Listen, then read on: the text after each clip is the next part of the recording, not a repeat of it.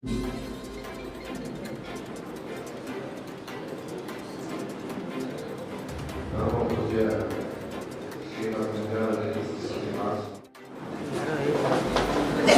ಕಾರ್ಯಕ್ರಮದ ಉದ್ಘಾಟನೆಯನ್ನು ನೆರವೇರಿಸಿರ್ತಕ್ಕಂಥ ಗೌರವಾನ್ವಿತ ನ್ಯಾಯಮೂರ್ತಿಗಳಾದ ಶ್ರೀ ಶ್ರೀನಿವಾಸ ಎಲ್ಲರ ಸದಸ್ಯರಿಗೆ ಸಂದರ್ಭದಲ್ಲಿ ನಾವೆಲ್ಲರ ಮುಂದೆ ವ್ಯಕ್ತಪಡಿಸಿದ್ದೇವೆ. ಇದೀಗ ಕಾರ್ಯಕ್ರಮದ ಕೊನೆಯ ಘಟ್ಟ ವರ್ಣಾರ್ಪಣೆ. ಈ ವರ್ಣಾರ್ಪಣೆಯನ್ನು ಶ್ರೀಯುತ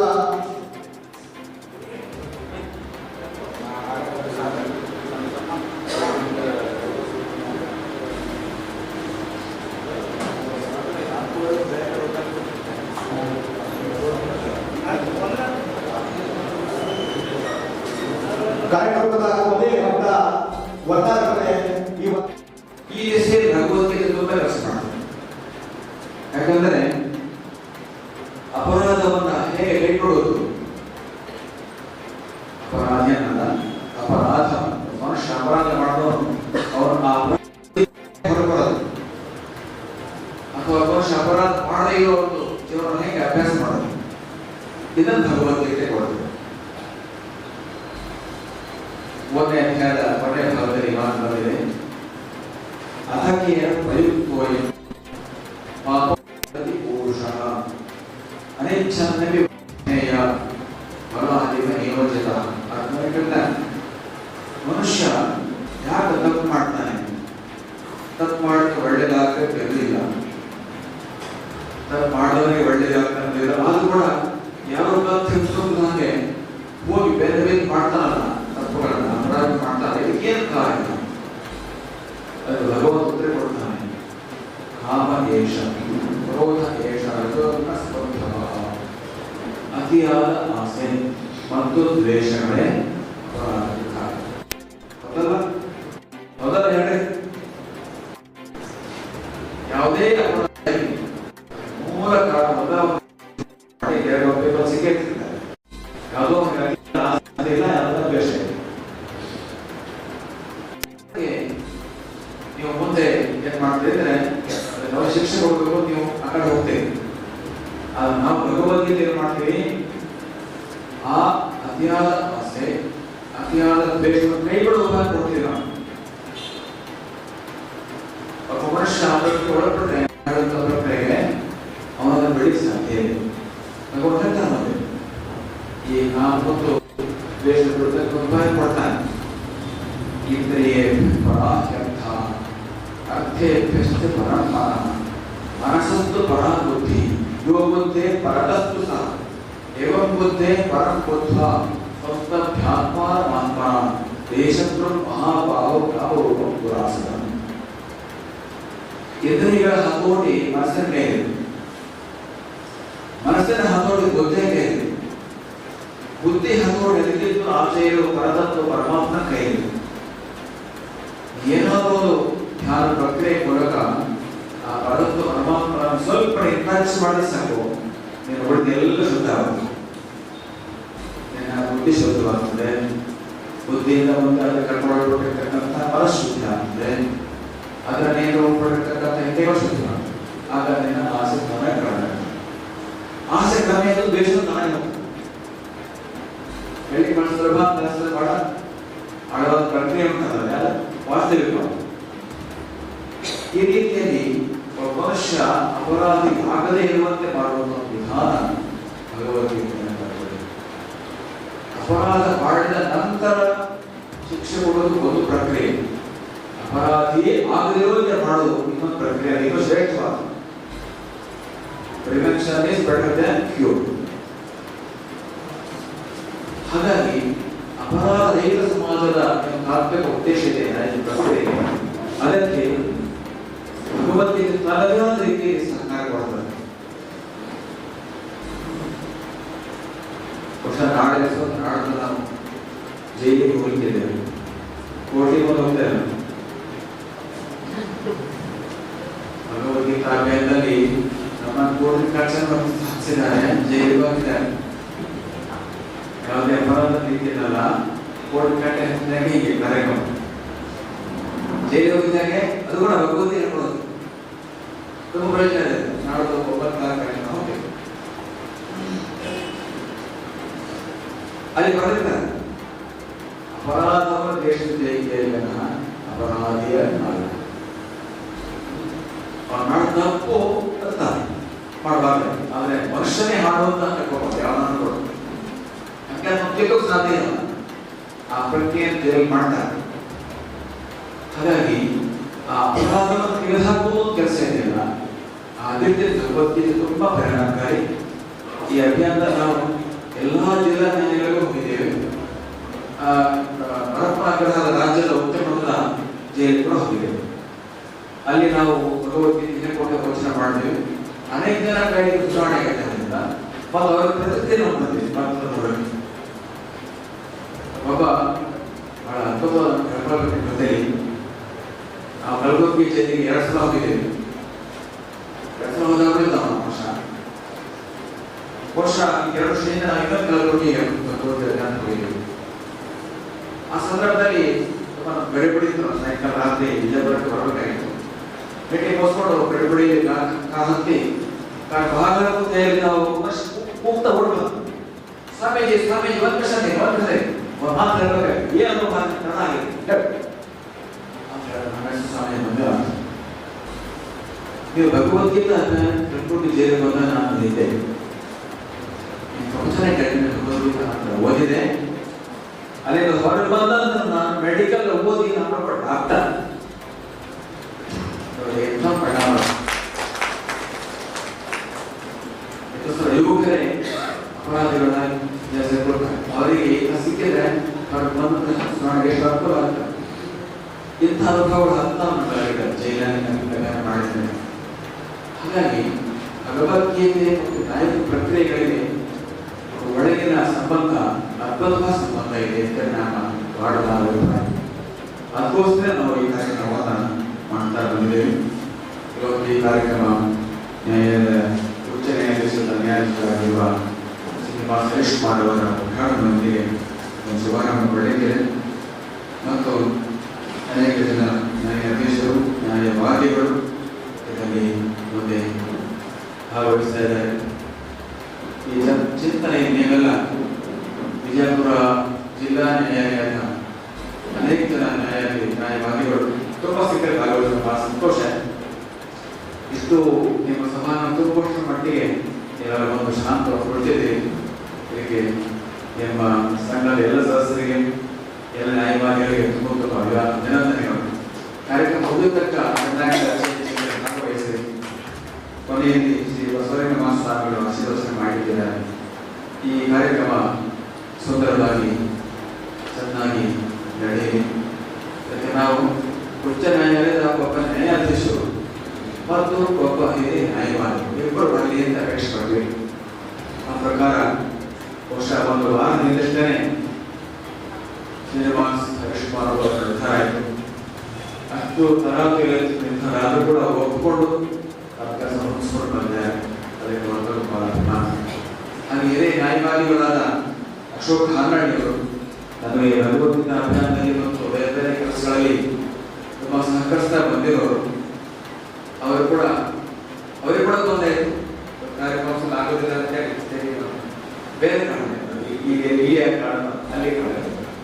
ಹಾಗೆ ನಾವು ಫೋನ್ ಮಾಡಿದಾಗ ಟಿಕೆಟ್ ಬರ್ಬಾರ್ದು, ಟ್ರೈನ್ ಟಿಕೆಟ್ ತಿರುಗಿ ಒಂದು ಸ್ವಲ್ಪ ದಿನ ಆಗುತ್ತೆ ಅಂತ ತಿರುಗಿ ಫೋನ್ ಮಾಡಿ ಇವನು ಟಿಕೆಟ್ ಬರ್ಬಾರ್ದು ಏನು ಮಾಡೋದು, ಟಿಕೆಟ್ ಮಾಡ್ಕೊಂಡು ಮತ್ತೆ ನನಗೆ ಇಚ್ಛೆ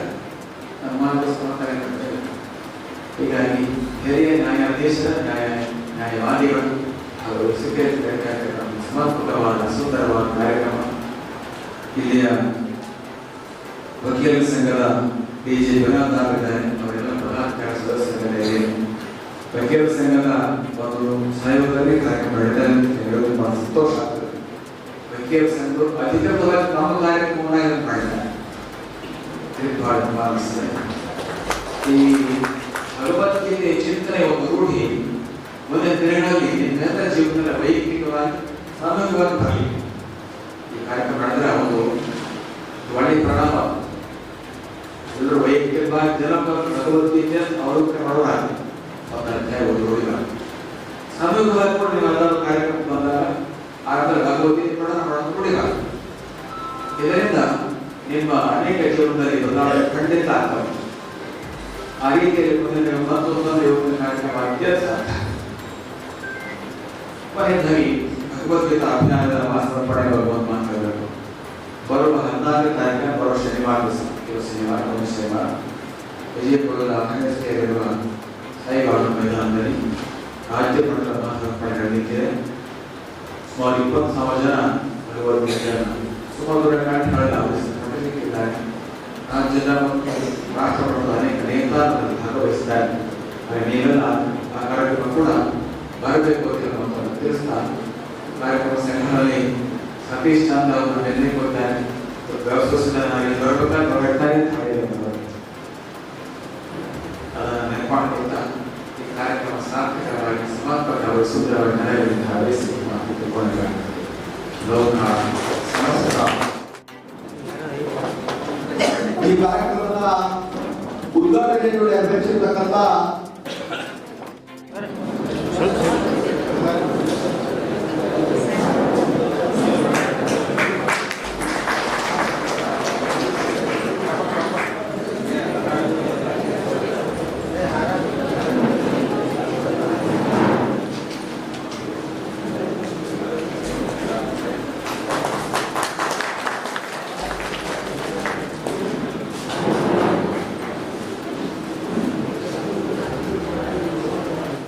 ಪ್ರಾತಸ್ಮರಣೀಯ ಪೂಜ್ಯ ಗುರುದೇವರ ಶ್ರೀಚರಣಕ್ಕೆ ಪ್ರತಿ ಪ್ರಣಾಮವನ್ನು ಸಲ್ಲಿಸಿ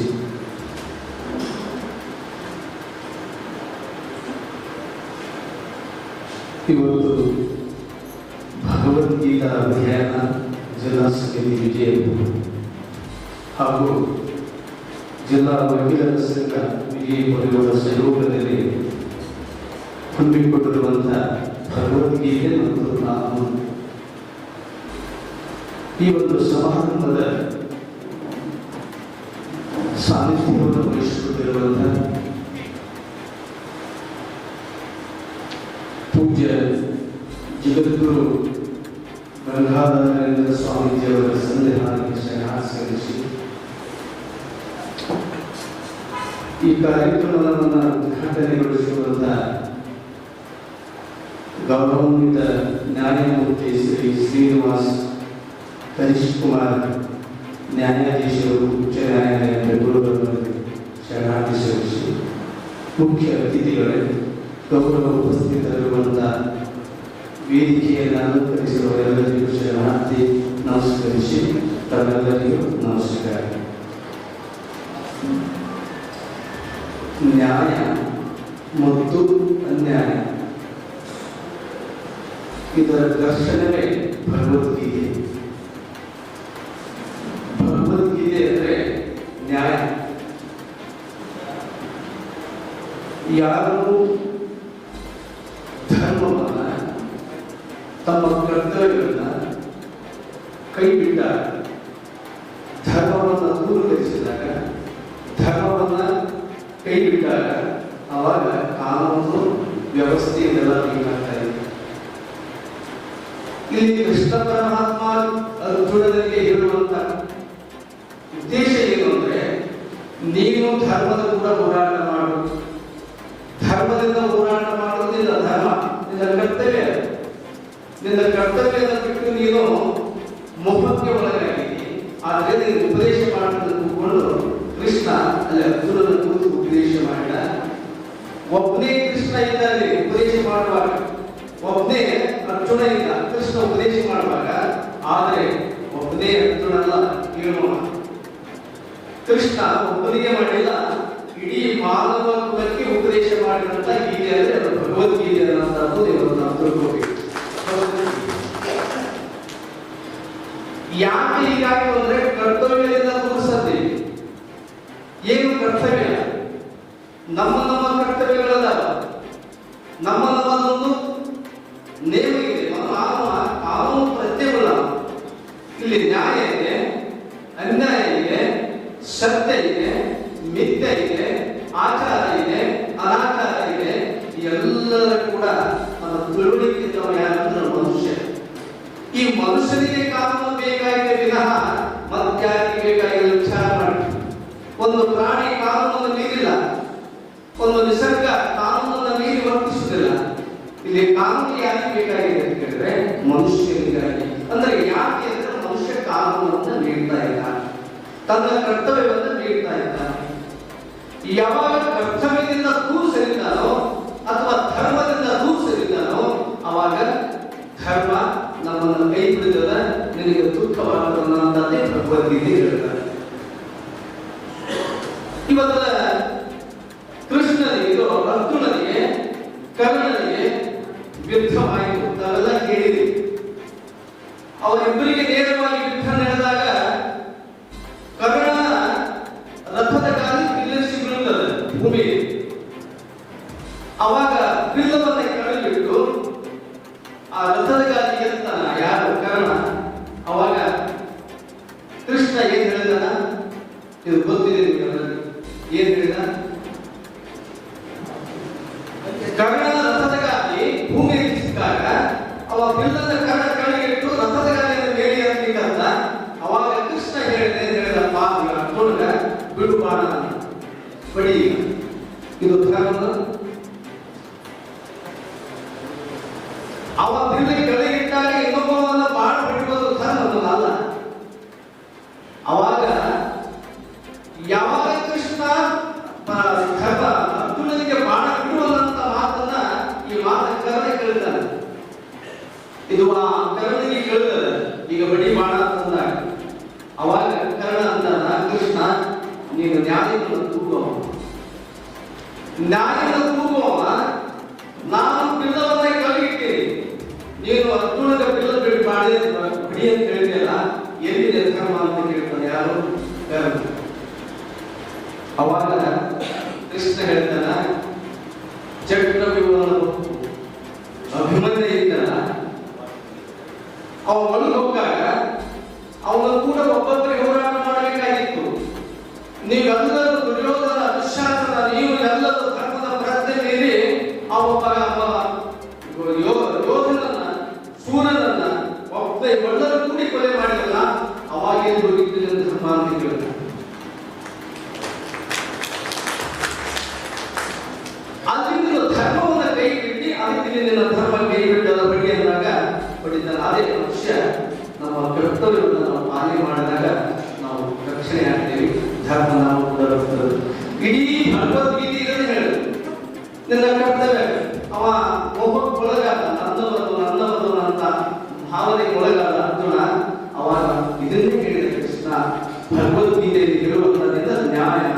ಅದಕ್ಕೆ ಶರಣುಡಿ ಮಾತನ್ನು ಹೇಳಿದ್ರು, ದೇವಲೋಕ ಮರ್ತ್ಯಲೋಕ ಬೇರಿಲ್ಲ ಕಾಣಿರು, ಸತ್ಯ ನುಡಿವದೇ ದೇವಲೋಕ, ಮಿಥ್ಯ ನುಡಿವದೇ ಮರ್ತ್ಯಲೋಕ, ಆಚಾರವೇ ಸ್ವರ್ಗ, ಅನಾಚಾರವೇ ನರಕ, ಇದು ಯಾರು ಸಾಕ್ಷಿದಾಗ ಕೂಡದ ಸಂಗಮ ದೇವ ನೀರೇ ಸಾಕ್ಷಿ. ಇದು ಧರ್ಮ. ಆದ್ರಿಂದ ಇವತ್ತು ಭಗವದ್ಗೀತೆ ಅಂದ್ರೆ ನ್ಯಾಯ, ನ್ಯಾಯ ಅಂದ್ರೆ ಭಗವದ್ಗೀತೆ, ಧರ್ಮ ಅಂದ್ರೆ ಭಗವದ್ಗೀತೆ ಇಂದ ಇವತ್ತು ಈ ಕಾನೂನು ದೃಷ್ಟಿಯಲ್ಲಿ ಇದು ಬಹಳ ರೂಪದ ಒಂದು ಪ್ರಸಂಗ. ಇಲ್ಲಿ ಹೇಳುವುದು ಭಗವದ್ಗೀತೆ ದೊಡ್ಡದು 18 ಅಧ್ಯಾಯ, 18 ದಿನ ಅಧ್ಯಾಯ. ಹಾಗೆ ಒಂದೊಂದು ಶುರು ಮಾಡಿದ್ರೆ 18 ದಿನ ಇರ್ತದೆ. ಈಗ ಸಮಯ ಅಭಾವ. ಇಲ್ಲಿ ನಮ್ಮ ಸ್ವರದಲ್ಲಿ ಪೂಜ್ಯರು ಇವತ್ತಿನ ದಿನಮಾನದಲ್ಲಿ ಭಗವದ್ಗೀತೆ ಅಧ್ಯಾಯನವನ್ನ ಜಿಲ್ಲೆಯಲ್ಲಿ ಆಯ್ಕೆ ಮಾಡಿಕೊಂಡು ಇವತ್ತ ಆಯ್ಕೆ ಮಾಡಿಕೊಂಡಾಗ ಇಲ್ಲಿ ಉದ್ದೇಶ ಏನಂದ್ರೆ ನಾವೆಲ್ಲರೂ ಧರ್ಮವಂತರಾಗಬೇಕು, ಆಚಾರವಂತರಾಗಬೇಕು, ನಮ್ಮ ಕರ್ತವ್ಯವನ್ನು ಪಾಲನೆ ಮಾಡಬೇಕು. ನಾವು ದೊಡ್ಡವರಷ್ಟೇ ಇಲ್ಲ, ಮುಂಬರುವಂತ ನಮ್ಮ ಮಕ್ಕಳು, ಈ ದೇಶವನ್ನ ಆಳುವವರು, ಮುಂದಿನ ಕಾನೂನು ದೇಶದ ರಕ್ಷಣೆ ಮಾಡುವಂತ ಮಕ್ಕಳಿಗೂ ಕೂಡ ಈ ಒಂದು ಭಗವದ್ಗೀತೆಯ ಒಂದು ಜ್ಞಾನ ಅವರಿಗೆ ಆಗಬೇಕು. ಅವರ ಬಾಯಿಯಲ್ಲಿ ಭಗವದ್ಗೀತೆ ಶ್ಲೋಕ ಕುಣಿಬೇಕು ಅನ್ನೋಂತ ಇರಬೇಕು ಅನ್ನೋ ದೃಷ್ಟಿಯಿಂದ ತಮ್ಮ ಎಲ್ಲ ಕಾರ್ಯಕ್ರಮಗಳು ಸಮಾಜಕ್ಕಾಗಿ, ಧರ್ಮಕ್ಕಾಗಿ, ದೇಶಕ್ಕಾಗಿ ಇವತ್ತು ಅವರು ಪ್ರಯತ್ನ ಮಾಡುವಂತದ್ದು ಇವತ್ತು ಬಹಳ ಸಂತೋಷ ಅನಿಸ್ತಾ ಇದೆ. ಇಂಥ ಒಂದು ವ್ಯವಸ್ಥೆಯಲ್ಲಿ ನಾವೆಲ್ಲರೂ ಅವರಿಗೆ ಸಹಾಯ ಸಹಕಾರ ಮಾಡೋಣ. ಇವತ್ತು ಇದು ನಿಮ್ಮೆಲ್ಲರ ನೋಡಿದ ನ್ಯಾಯಾಧೀಶರು ನ್ಯಾಯವಾದಿಗಳು ಇದನ್ನು ನೋಡುವುದೇ ಒಂದು ಭಾಗ್ಯ. ಯಾಕಂದ್ರೆ ಕಾನೂನು ಏನ್ ಹೇಳ್ತದೆ ಧರ್ಮದಿಂದ ನಡಿ ಅಂತ ಹೇಳ್ತದೆ. ನಾವು ಇಲ್ಲಿ ಒಳಗೆ ಬಂದೆ, ಇಲ್ಲಿ ಉಗುಳು ಯಾರು ಉಗುಳಬಾರ್ದು ಅಂತ ಕಾನೂನು ಏನ್ ಹೇಳ್ತದೆ, ಎಲ್ಲಿ ಉಗುಳ್ಬೇಕು ಅಲ್ಲಿ ಉಗುಳ್ಬೇಕು, ಎಲ್ಲಿ ಉಗುಳಬಾರ್ದು ಅಲ್ಲಿ ಉಗುಳಬಾರ್ದು. ಆದ್ರೆ ಎಲ್ಲಿ ಬೇಕಾಗಿದ್ದು ಆಗ್ತದಪ್ಪ ಅಂತಂದಾಗ ಈಗ ಬರೀತು ಬಂದಾಗ ಇವತ್ತು ನಮ್ಮ ಕಾನೂನು ಏನು ಇದೆ, ನಾವು ಧರ್ಮದ ದೂರದಲ್ಲಿ ಒಂದು ಬಸ್ ಬಂದು ನಿಂತು ಎಲ್ಲರೂ ಕಿಟಕಿ ಒಳಗೆ ಹೋಗಿ ಹಿಡಿತಾರೆ, ಕಾನೂನಿನ ವಿರುದ್ಧ ನಾವು ಏರಬೇಕು, ಸೀಟ್ ಸಿಟ್ಟು ಕುಂದಿರ್ಬೇಕು, ಇಲ್ಲ ನಿಂದಿರ್ಬೇಕು. ಹಾಗೆ ಈ ಕರ್ತವ್ಯವನ್ನ ನಮ್ಮ ಕರ್ತವ್ಯಗಳನ್ನ ಒಬ್ಬ ಸ್ವಾಮಿಗೂ ಕರ್ತವ್ಯ ಅದ, ಒಬ್ಬ ನ್ಯಾಯಾಧೀಶರಿಗೂ ಕರ್ತವ್ಯ ಅದ, ನ್ಯಾಯವಾದಿಗೂ ಕರ್ತವ್ಯ ಅದ, ಎಲ್ಲರಿಗೂ ಕರ್ತವ್ಯ ಅದ. ಈ ಕರ್ತವ್ಯದಿಂದ ತೆಗಿಬೇಕನ್ನೋದು ಭಗವದ್ಗೀತೆ ಉದ್ದೇಶ. ಆ ದಿಶೆಯಲ್ಲಿ ಇವತ್ತು ಪೂಜೆ ಸಾಧ್ಯತೆಯಲ್ಲಿ ನಿಮ್ಮನ್ನೆಲ್ಲ ನೋಡಿದಾಗ ನಿಮ್ಮ ಮಾತಿನ ಕೇಳಬೇಕು ಅನಿಸುತ್ತೆ ನಮ್ಗೆ. ಆದ್ರೆ ಯಾವುದೇ ಸಮಯ ಇಲ್ಲ, ಈಗ ಎದ್ದೆದ್ದು ಇದು ಒಂದು ಅಪರಾಧ.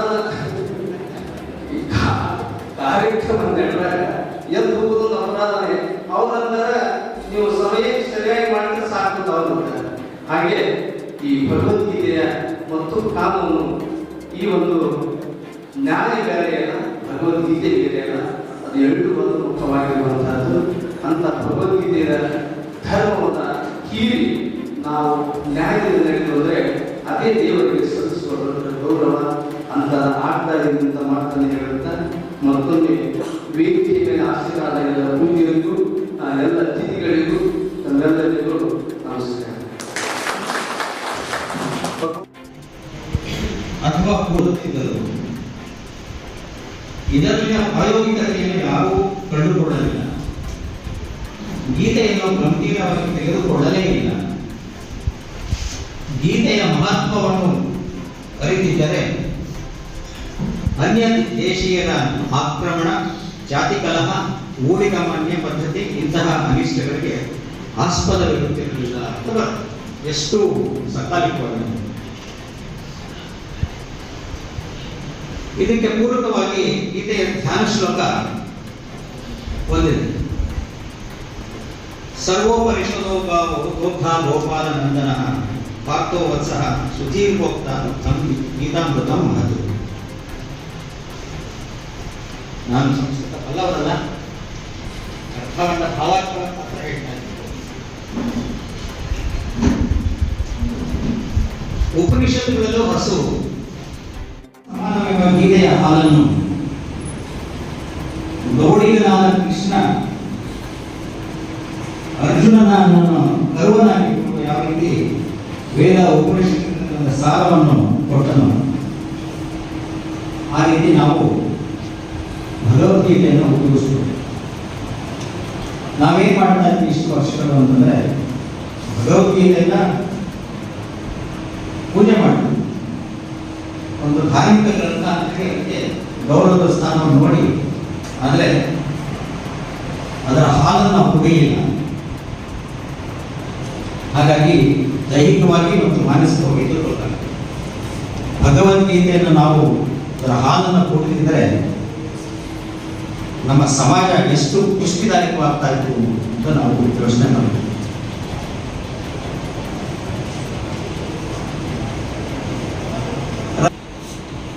ಇದು 1949ರ ಘಟನೆ.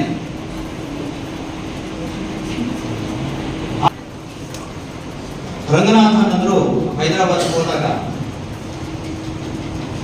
ಮಿಲಿಟರಿ ಗವರ್ನರ್ ಜನರಲ್ ಆಗಿದ್ದಂತಹ ಜೈನ್ ಚೌಧರಿ ಅವ್ರನ್ನ ಭೇಟಿ ಮಾಡಿ ಮಾತುಕತೆ ಆಡ್ತಾ ಇರ್ಬೇಕಾದ್ರೆ ಆ ಚೌಧರಿಯವರ ಮನೆಯಲ್ಲಿ ಮೇಜಿನ ಮೇಲೆ ಭಗವದ್ಗೀತೆ ಪುಸ್ತಕ ಇತ್ತಂತೆ. ಕೇಳಿದಾಗ ಚೌಧರಿ ಅವರು ಹೇಳ್ತಾರೆ, ಹೌದು, ಮನಃಶಾಂತಿ ಬೇಕಾದಾಗ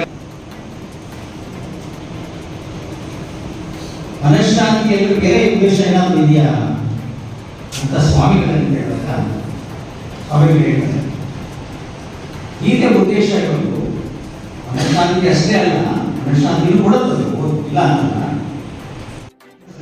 ಸಾಕ್ಷಾತ್ಕರಿಸಿಕೊಳ್ಳಲು ನೆರವಾಗುವುದಕ್ಕೆ ಉದ್ದೇಶಪಟ್ಟು ರಚಿತವಾಗಿರುವ ಬುದ್ಧಿ ಇದು. ಪ್ರೊಫೆಸರ್ ಭರತ್ ಅವರಿಗೆ ಆಗಲೇ 65 ವರ್ಷ. ಆ ವಿದ್ಯಾಭವನದ ಸಮೀಪದಲ್ಲಿ ಒಂದು ಕೋಣೆಯನ್ನು ಬಾಡಿಗೆ ಇಟ್ಟು ಸುಮಾರು 75 ದಿವಸಗಳ ಕಾಲ ಲೈಬ್ರರಿ ಬರ್ತಾರೆ. ಪ್ರತಿದಿನ ಬೆಳಗ್ಗೆ 9 ಗಂಟೆಗೆ ಬಂದು ಸಂಜೆ 5 ಗಂಟೆಗೆ ಅಧ್ಯಯನ ಮಾಡ್ತಾರೆ. ಅವರ ಮಧ್ಯಾಹ್ನದ ಭೋಜನ 2 ಸೇಬುಹಣ್ಣು, 2 ಆಪಲ್ಸ್ ಅಷ್ಟೇ, ನೀರು ತಿಂತಾರೆ.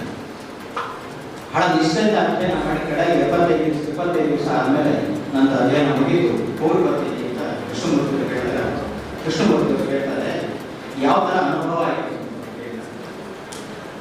ಅವಾಗ ಪ್ರೊಫೆಸರ್ ಭಟ್ ಹೇಳ್ತಾರೆ, mister Mathurji, after years of study, serious study, I have come to this conclusion that ultimately answer to all the problems in the world lies in Bhagavad Gita. ಈಗ ವಿದೇಶಿಯರು ನಮ್ಮ ಭಗವದ್ಗೀತೆ ಆಕರ್ಷಿತರಾಗಿರ್ಬೇಕಾದ್ರೆ ನಮಗೆ ಯಾಕೆ ಮಾಡಿ? ಹಾಗಾಗಿ ಇಂತಹ ಒಂದು ಚಿಂತನಗೋಷ್ಠಿಯಲ್ಲಿ ಭಗವದ್ಗೀತೆಯ ಮಹತ್ವವನ್ನ ಬರೀ ಕಾನೂನು ಅಂತಲ್ಲ, ಮನುಷ್ಯನ ಜೀವನ ಸುಧಾರಣೆ ಏನೇನು ಬೇಕೋ ಎಲ್ಲ ಅಂಶಗಳು ಅದರಲ್ಲಿದೆ. ಬೇರೆ ಪುಸ್ತಕಗಳನ್ನು ಓದೋದು ಅಗತ್ಯವೇ ಇಲ್ಲ. ನಮ್ಮ ಬದುಕನ್ನು ಸುಧಾರಿಸೋಕೆ ಪ್ರತಿಯೊಬ್ಬರು ಭಗವದ್ಗೀತೆಯ ಅಧ್ಯಯನ ಮಾಡಬೇಕು. ಹೇಳಿ ನನ್ನ ಚಿಂತನೆಗಳನ್ನು ಮುಂದೆ ಇಟ್ಟಿದ್ದೀನಿ. ಮತ್ತೊಮ್ಮೆ ಗುರುಗಳಿಗೂ ನನ್ನ ಮೊದಲನೇ ಸಲ್ಲಿಸಿ ಎಲ್ಲರಿಗೂ